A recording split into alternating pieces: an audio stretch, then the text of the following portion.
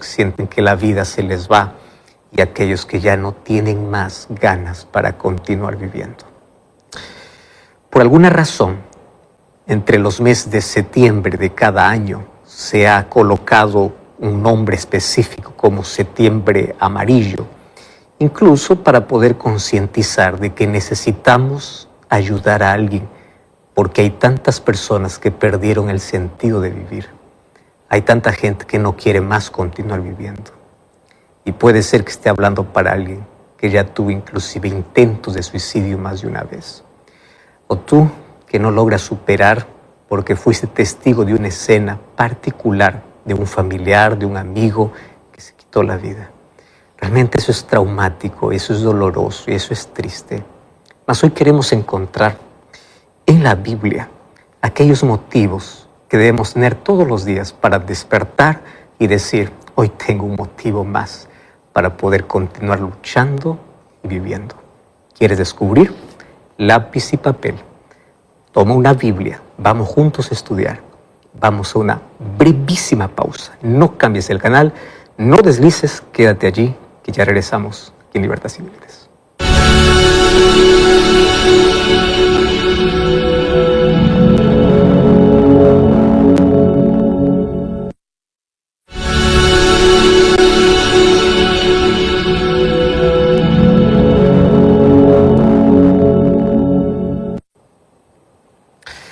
Hace unas 3 semanas atrás más o menos, yo recibí un mensaje aquí en Instagram, en mi red social, de un muchacho que tenía apenas 32 años de edad. Obviamente que yo no revelé el nombre, apenas el caso. Conversé con él hace varias horas después que él me comentó la situación que él estaba viviendo. Muchacho, imagínate, joven, con fuerza, con energía, con sueños. Él creció en un hogar cristiano, solo que a los 15, 16 años, por cosas de la vida, él se alejó de Dios. Malas compañías le llevaron a poder consumir droga, alcohol, cigarrillo. Comenzó a ir de fiesta en fiesta. Vio de que esa vida es una vida de diversión, una vida que puede traerle esos momentos de euforia, no de alegría, son momentos de euforia, porque de allí cuando se acaba la fiesta, vuelve el vacío, vuelve la soledad y la culpa. Y así él poco a poco fue hundiéndose en la vida. Pasó bastante tiempo y en una de esas malas compañías con las cuales andaba, él fue acusado ya 2 veces por ser cómplice de un asesinato en una pandilla. Pero eso no era todo. Él me comentaba las cosas que había acontecido durante todo ese tiempo que él estaba lejos de Dios. Cuando digo lejos de Dios, porque él conocía perfectamente que en el lugar donde él se crió habían principios, él iba para la iglesia, tenía un conocimiento grande de quién era Dios. Y ahora vivir lejos de él solamente lo puede experimentar alguien que alguna vez estuvo dentro y está fuera, sabe que aquel que conoce el agua pura no es feliz en un agua contaminada. Aquel que sabe cómo son las aguas cristalinas no es feliz en un fango, no lo es. Solo que las cosas fueron empeorando, porque después de algunos fracasos que él tuvo en la vida, él ya cometió tantas cosas terribles. Y él me estuvo comentando una lista de una serie de cosas. Solo que él me decía, sabes, yo ya no tengo más los sueños que antes tenía. Yo ya no despierto igual que antes. Antes yo despertaba y lo que era común en casa era orar, agradecer a Dios, fin de semana ir para la iglesia. ¿Cómo extraño aquellos momentos? He pasado cerca de una iglesia, escuché una música que tocó tanto mi vida y me siento tan solo, pero al mismo tiempo siento que mi vida es una basura, yo no valgo para nada. Ya me fui tan lejos, Dios no me perdona, no me perdona. Ya cometí tantas cosas terribles en la vida. Y sabes, mi vida es tan gris que yo ya no quiero más vivir. ¿Cómo poder hablar a una persona que siente de que su vida perdió el sentido? ¿Alguna vez te has sentido así? Todo era verde, todo era lleno de fragancia, de pronto es desierto. Tienes tus picos de emociones, pero de ahí caes. Y la vida se convierte en una rutina, en un desierto. Y tantas personas, aún teniendo éxito, ojo lo que estoy diciendo, hay personas que alcanzan éxito, tienen poder, tienen fama. Hablemos de artistas, de cantantes, de personas que alcanzan el éxito de acuerdo a los padrones de esta sociedad. Y hay un momento en que ven todo gris. Ya no importa más la mansión donde viven, ya no importa más la cama con masajes, ya no importa más los viajes que antes le traían ilusión y alegría, ya no. Todo se vuelve sin sentido. Entonces llega un momento en que la vida pierde su color, la vida pierde su sabor, la vida pierde sentido, el vacío es grande, la culpa es grande y te sientes en un callejón sin salida.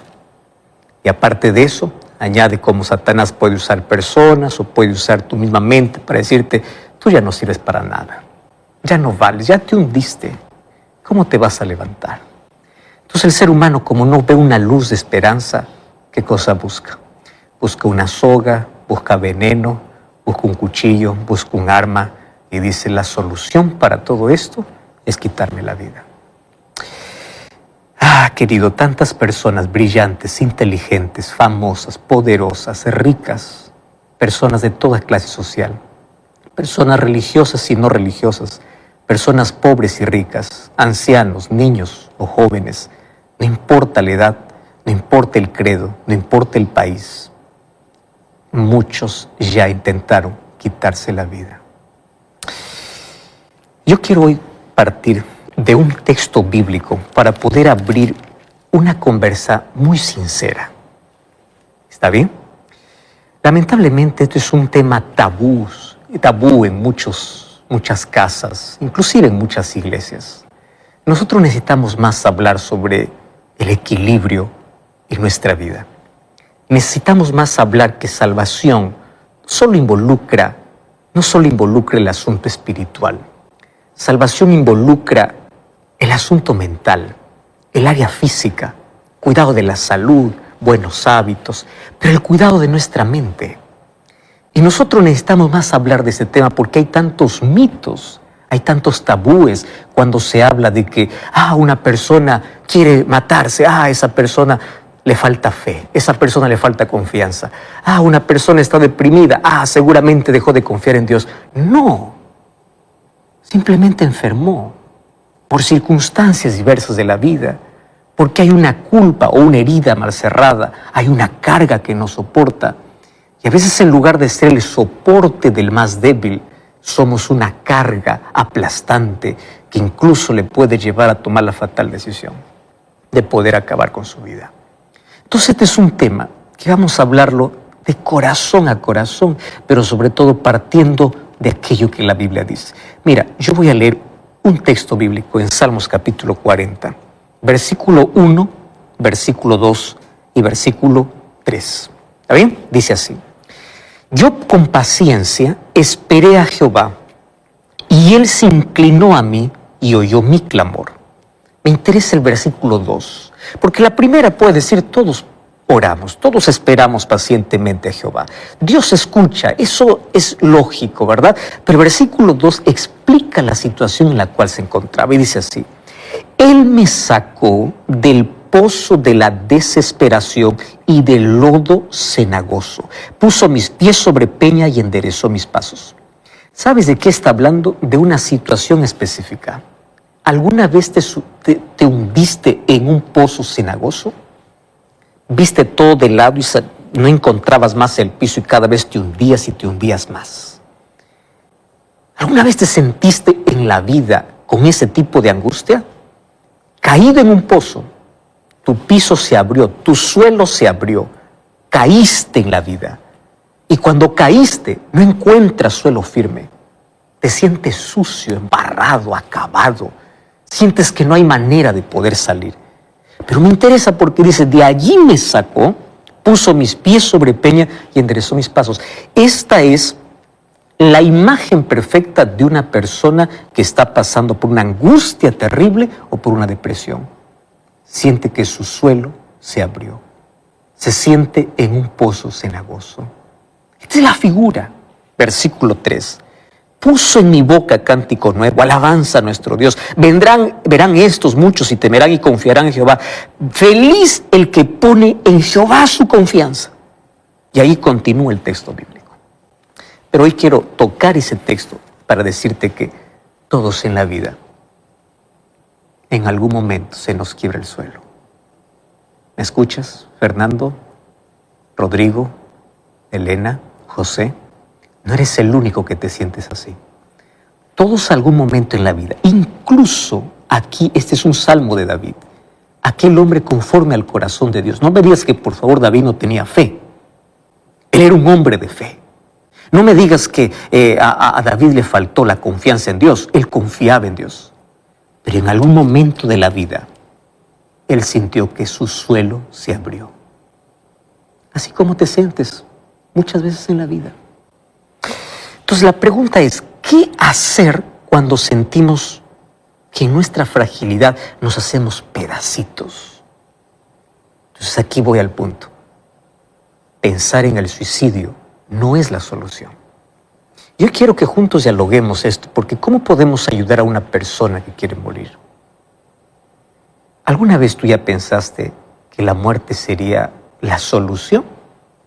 Es un tema delicado, mas hoy vivimos en una generación que ve a la muerte como la salida.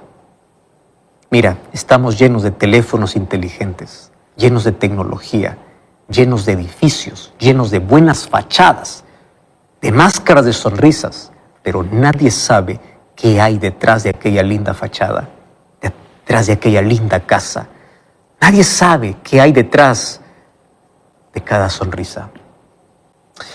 Lamentablemente vivimos en una sociedad tan egoísta que está tan preocupada en sí mismo que le importa el dolor ajeno. Pasamos todos los días por el mercado, viajamos en ómnibus, vemos en la calle tanta gente sufriendo. Pues ¿qué importa? Cada uno vive su propio dolor. Nos olvidamos de ser hermanos. Nos olvidamos de ser el soporte de alguien.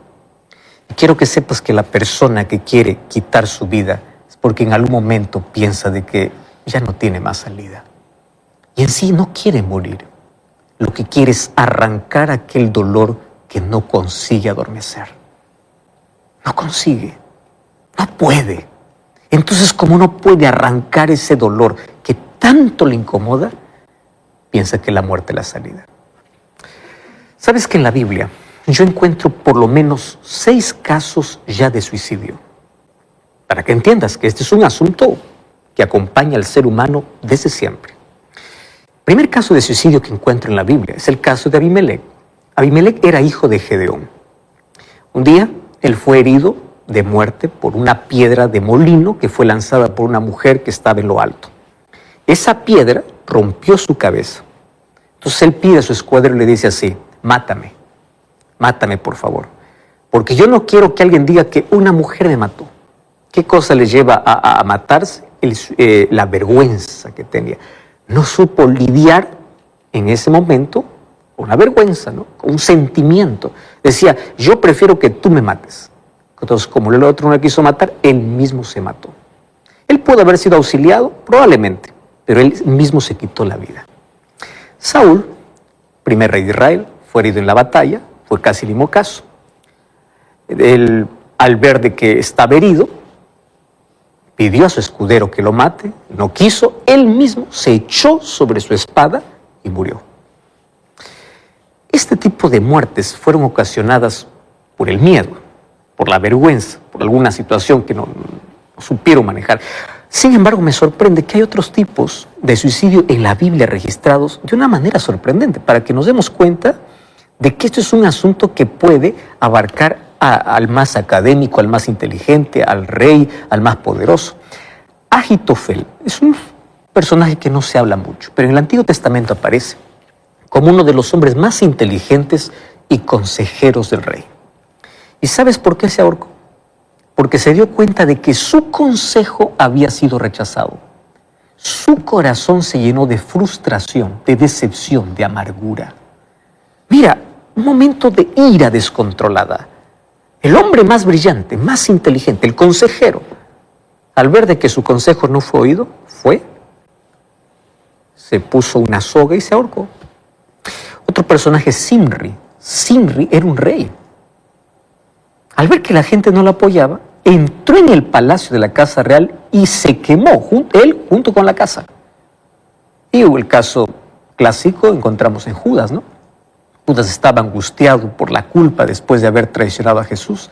Lleno de remordimiento, fue y se ahorcó. En el libro de Hechos, capítulo 1, encontramos la historia. Sansón, también, luego de poder quitar la vida de muchos de sus enemigos, cuando ya se vio de que su vida él estaba siendo el juguete de sus enemigos, pidió y dijo: Señor, muera yo y los filisteos. Finalmente, él pidió la muerte y él mismo derrumbó aquellas paredes fuertes, aquellas columnas fuertes, y él murió. Él se quitó la vida junto con todos los filisteos. Te estoy haciendo un breve resumen por una sencilla razón. Mira, aquí envuelven muchos sentimientos, ¿verdad? Frustraciones, fracaso, miedo, ira. Puede ser traición, divorcio o una enfermedad mental. La sociedad de hoy encuentra que la salida para las cosas es la muerte. Inclusive en una avenida estaba escrito lo siguiente: en vida somos olvidados y de muertos somos recordados. Si quieres ser recordado, quítate la vida. Qué triste, ¿verdad? Mas ese es el mensaje. Entonces, cuando tú estás en el pozo de la desesperación y en el lodo cenagoso, si tú no tienes un soporte por medio de la fe, una familia que te ayuda, alguien que te abrace, tú no tienes esperanza. Y sabes que los números son alarmantes. Cada 40 segundos una persona se quita la vida. Si nosotros contamos del 1 al 40, uno se quitó la vida. Pero para que ese uno se quite la vida, 20 personas intentaron quitarse la vida. ¿Tú estás entendiendo lo que estamos viviendo? Mientras tú estás allí sentado, escuchando este programa, en 40 segundos alguien se quitó la vida. 20 intentaron quitarse la vida. Ahora, ¿tú crees que cuando alguien se quita la vida, decide inmediatamente de un momento a otro? No. ¿Sabes qué cosa es lo curioso? Hay un dato que a mí me estremece, me llama tanto la atención, me conmueve, porque dice que el 97% de suicidios en el mundo pueden ser evitados. Estoy hablando de un 97%. ¿Y sabes cuándo puede ser evitado? Porque todas las personas que ya tienen una visión gris de la vida y se sienten hundidas en la vida, dan señales, pero nadie escucha. La gente grita, no con palabras, con actitudes. Pero vivimos en una generación sorda. Ignoramos el dolor del prójimo. Lo vemos triste, ¿qué tendrá? Ya le pasará, levante el ánimo, haz algo. Y palabras hirientes, inclusive a una persona que le está pasando mal. Mira, ¿tú sabes cuál es la principal causa de suicidio en el mundo? Se llama depresión. Y depresión es una enfermedad mental que hoy lamentablemente es mal entendida, inclusive dentro de los cristianos. 280 millones de personas sufren depresión en el mundo. Yo quiero que tú entiendas que hay una diferencia entre estar triste y estar deprimido. Tú puedes un día despertar triste y decir, estoy deprimido. No, depresión, para que sea depresión, tiene que ser diagnosticado por un especialista. ¿Correcto? Si la tristeza continúa más de 2 semanas, tú necesitas buscar ayuda. Si durante esas 2 semanas ya perdiste el placer por las cosas que antes te gustaba, busca ayuda, porque la disminución de placer es otra de las características. Sientes que tu memoria te falla, te olvidas de todo, estás irritado, tienes mucho sueño, no quieres despertar, o no tienes sueño, tienes insomnio, o te falta el apetito, o comes demasiado. Por favor, son señales de que una persona necesita ayuda. Pero nosotros ignoramos. No sabemos ese sentimiento de vacío que tiene la otra persona, sentimiento de soledad, de culpa y de fracaso. Y en lugar de ayudar, nosotros condenamos. Ah, a ti te falta fe, a ti te falta esto, a ti te falta... No, le falta un abrazo. Le falta que alguien se acerque y le diga, te voy a leer una promesa de Dios y te voy a leer, pero aparte te voy a abrazar. Algo te está preocupando, estoy aquí para ayudarte, no para juzgarte. Estoy aquí para ser tu soporte. Queridos, para muchos la vida es gris. Y esto no es un juego. Tú sabes que el asunto de depresión, mira, el temor y el miedo en la Biblia es diferenciado. Tú sabes que el miedo nos puede proteger de un peligro real, pero hay un miedo irracional. ¿Cuál es el miedo que la Biblia nos dice no temas porque yo estoy contigo? Ese miedo irracional. Miedo a supersticiones, que un sueño, que un gato negro, que esos temores irracionales. Dicen, no temas, yo estoy contigo. Pero hay otro miedo que necesita ser tratado. Lo mismo sucede con las enfermedades mentales. ¿Sabes por qué? Hay muchas personas que piensan que cuando alguien es diagnosticado de depresión, piensan que a esa persona le falta comunión con Dios. ¿Tú sabes que una persona deja de tener comunión con Dios justamente porque necesita primero ser curada? Y personas no quieren ir al médico. Te hago una pregunta. Cuando tú tienes un dolor fuerte en el estómago y no puedes controlarlo con nada, ¿a dónde vas? Al médico. Entonces te hago la pregunta, cuando tú te vas al médico, ¿te falta fe? ¿Te falta fe? Tú vas orando y pidiendo que Dios actúe a través del médico y vamos a imaginar que te sacan un examen y te dicen, mire, tienes el apéndice a punto de reventar. Tú dices, no, yo no quiero operación porque solo la fe me va a operar. ¿Así funcionan las cosas? No. ¿Sabes por qué no funcionan las cosas así? Porque Dios colocó la ciencia, la medicina, Dios colocó profesionales para aliviar nuestro dolor. Entonces, no es ir en contra de mi fe cuando yo busco ayuda. Entonces, así como tú buscas ayuda profesional para curarte un dolor físico, también busca ayuda profesional para curar un problema mental. Por favor, dejemos aquellos mitos. Tanta gente que sufre y en lugar de ayudar le estamos condenando. Yo oro por las personas, pero también le digo, mira, busque ese tipo de ayuda, porque entiendo que Dios puede aliviar nuestro dolor a través de, usa instrumentos, claro que usa. Tú sabes que no todas las causas de depresión son circunstanciales, porque hay personas que pueden entrar en depresión después de un divorcio, después de la muerte de alguien, ¿no? Por circunstancias. Hay causas biológicas que necesitan ser medicadas. Hay un desequilibrio en el cerebro que necesita medicamento para volver al equilibrio. Y cuando vuelve al equilibrio, va a volver a cantar, va a volver a orar, va a volver a estudiar. ¿Por qué? Porque está sano.